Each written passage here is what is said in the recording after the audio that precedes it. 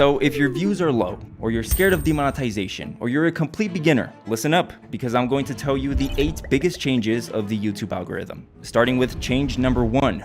Gemini. So it's fully official, okay? The YouTube algorithm is now powered by Gemini AI. Now, for those of you that don't know what Gemini is, it's pretty much Google's ChatGPT. And the job that YouTube gave Gemini is to analyze videos. So technically, it's no longer about tags, titles, or anything that mattered before. Because of Gemini, now it's what you say, how you say it, and what you show on your screen. Like the actual visuals of your video. And it even understands the tone. Like if your video's supposed to be sad, it understands it. If you're being sarcastic, it also understands it. So that's pretty scary shit within itself. But the most important part is that Gemini also analyzes your behavior on the platform. Which takes me to number 2.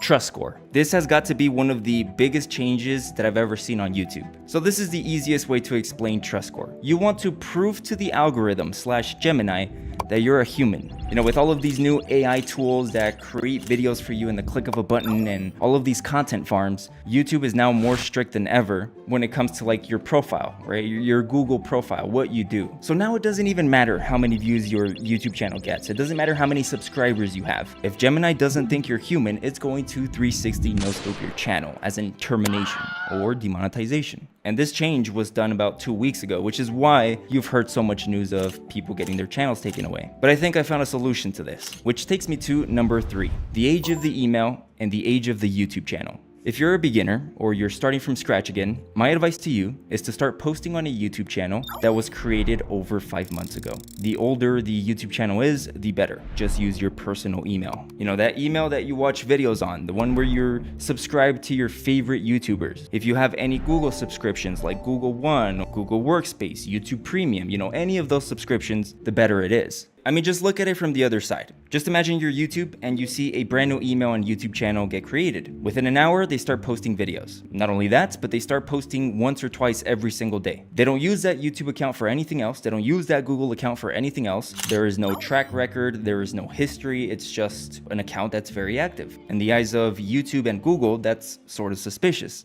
Now, it's not that a human can't do that, but it's almost guaranteed that the amount of people that have done that don't post original content. That's where the issue is. So by doing that, that's the first check mark. But that doesn't mean you're 100% safe. Moving on to number 4 is the name and profile picture of your channel. So what I found is that giving your YouTube channel a personality name is safer than giving your YouTube channel a brand name. For example, if you're starting a faceless channel about history, I would stay away from naming the channel something like History Central. Instead, I would name it Carlos Romero, my name. Or Romero in Time. So just make your YouTube channel your actual name, or a name that sounds cool, like James Bond. Obviously not James Bond, but you get the point. Instead of making your YouTube channel a brand, make it a personality. Sure, it may not 100% be you, but it's your channel's personality. Then you double down by making your profile picture a person or a selfie of you. Doesn't matter. Because regardless of how careful you are, YouTube treats brands and personalities very different. It doesn't matter if you were going to post the same exact shit, because brand named YouTube channels have a higher percentage of getting demonetized for reuse content. But that's not it. Moving on to number 5, that is social media links. Now again, let's go ahead and say I create a YouTube channel in the history niche called Romero Goes Back. Well, in the About page, I'm going to create a Twitter or X account, an Instagram, a LinkedIn, a fucking website with the same exact name, Romero Goes Back. You know, and that will give even more concrete evidence to Gemini that this is a personality account, where there's a face, a name, and most likely authentic content, which we are regardless, right? I'm not saying like this is how you get around demonetization or you get around, you know, any YouTube guidelines. You want to follow all of YouTube's guidelines. What I'm telling you right now is the best ways to protect your channel, you know, to set up everything correctly from the beginning. Now moving on to the final thing, which I believe is number 6, it's adding a channel trailer. Now, when YouTube reviews your channel, which they will, the first thing that Gemini will check is your channel trailer. Because the purpose of them adding a channel trailer option is so that you can describe exactly what your channel's about. Now, how do you create a channel trailer? What are you supposed to say? Well, when I create channel trailers, I think of it as a appeal. Now, for those of you that don't know, when you get demonetized, 99% of the time it's gonna be for reuse content. Meaning that YouTube is telling you, hey,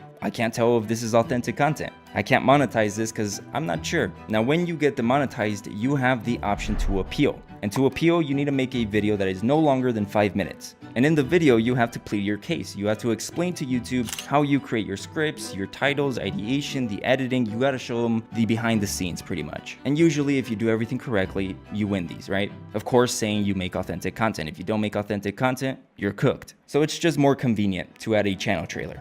Now, here's an example. If you go to my YouTube channel, Roof Reports, and you go to the homepage, you're going to see a channel trailer where it's a guy just kind of explaining what the channel's about. That's it. That's how easy it is. You want to be as transparent as possible with YouTube. By having a channel trailer that explains everything from the jump will essentially skyrocket your trust score. Moving on to number 7, that is uploading patterns. What I found is that daily uploading from the jump is not something you want to do. The rule of thumb is to post every 2 to 4 days. And side note, do not worry about views, okay? The first 15 videos, what you have to pay attention to is impressions, not views. The second you post 15 videos, you want to go to YouTube Studio, you want to check your impressions, and if you have under 100,000 impressions, that means that 1, your trust score is very low, or your video ideas and videos were just shit. But anyways, let's say you post those 15 videos, you do have over 100,000 impressions. From there, you can start posting daily or a little bit more often. But for those of you that already have a shit ton of views or impressions, don't do this, okay? This is just for people that are starting off or they're starting a new channel. That's just a better way to go, right? You want to show Gemini and YouTube that you're a human, and a human doesn't start YouTube by uploading every single day. I mean, if you can, go for it.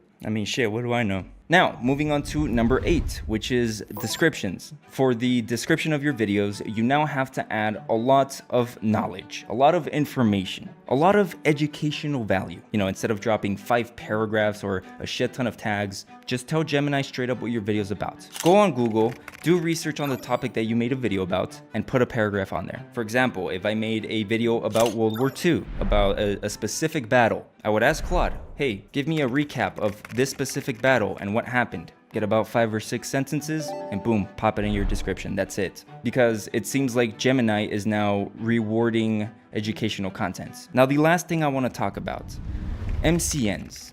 If you don't know what MCNs are, think of it like record labels. There's only a handful of MCNs out there that work with creators. Typically, they ask for a percentage of your channel's revenue. And essentially, joining an MCN will increase your trust score times 1,000. I mean, you really wouldn't have to do much of what I said in this video because you're in an MCN. There's only a limited amount of MCNs and they have a very strong relationship with YouTube, right? They're essentially a network of YouTube. So by partnering with them, the algorithm instantly says, we can trust this channel. And I mean, if you go into some of these MCNs websites, they tell you that, hey, we will give you more exposure in your videos. Not only that, but you have direct contact with YouTube because to be an MCN, you need to have crazy connections in YouTube. Now, here's the catch with MCNs. They won't accept every YouTube channel. It depends what your content is. And that's because they have a 10-strike system. If they decide to partner with you, and for some reason your YouTube channel gets terminated, they get a strike. Again, they only have 10. If they accept a bunch of YouTube channels that get terminated or get strikes, and they reach that limit of 10, they lose the MCN. They lose access to the network, and that's the worst possible thing that could happen to them.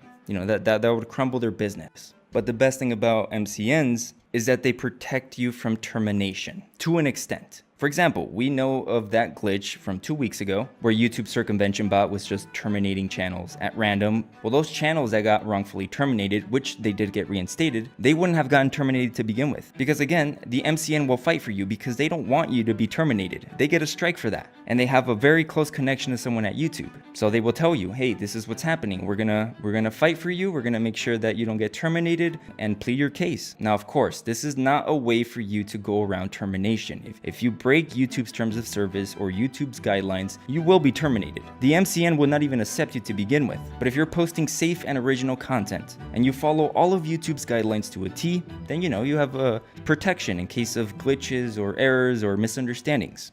Now, I can't really give you advice as to what MCN to join. You're gonna have to do your own research on that. If you are an owner of an MCN out there, hit me up. I'm trying to get into an MCN. But yeah, quick recap. So Gemini is in charge of a lot of shit with the algorithm now, which means you need to have a higher trust score, which means it's better to start with an aged email or an aged YouTube channel. You want to brand your YouTube channel as a personality as opposed to a brand. You want to make sure you have presence on all social medias and link them to your YouTube channel. You want to add a channel trailer that shows the backend, the production, the ideation, and everything. And for those of you that are starting off, do not start by uploading daily. Make sure you add educational insights in your descriptions and do some research with MCNs. I think that's pretty much it. I don't think I forgot anything else. Anyways, if you're someone that wants to start taking YouTube serious, you can click the link in my description or in the pinned comment, and that's going to take you to my school community. If you don't give a fuck about this, I appreciate you watching. Please like and subscribe. Have a good day. But for those of you that do want to take YouTube serious, I'm the owner of Views for Income, which is the biggest YouTube automation community in school. This is where you're going to find over 80 plus videos where I show you guys exactly how I scaled my channel. From ideation to thumbnail tutorials to editing tutorials, hiring a team, and just everything I know about YouTube. It's all going to be here in these videos. You also get free access to my extension, which helps you with SEO and script writing. But the best part is that I go live every single week. This is where I speak with you guys directly, answer any questions, review your channels, all that good stuff. And if you want to learn more in detail about everything I just shared in this video, that's going to be in the 2026 update. I'm still updating all of the videos to this day. But yeah, that's pretty much it. If you're still watching, go ahead and check it out. If it's not for you, at least like and subscribe. All right. Y'all have a good day.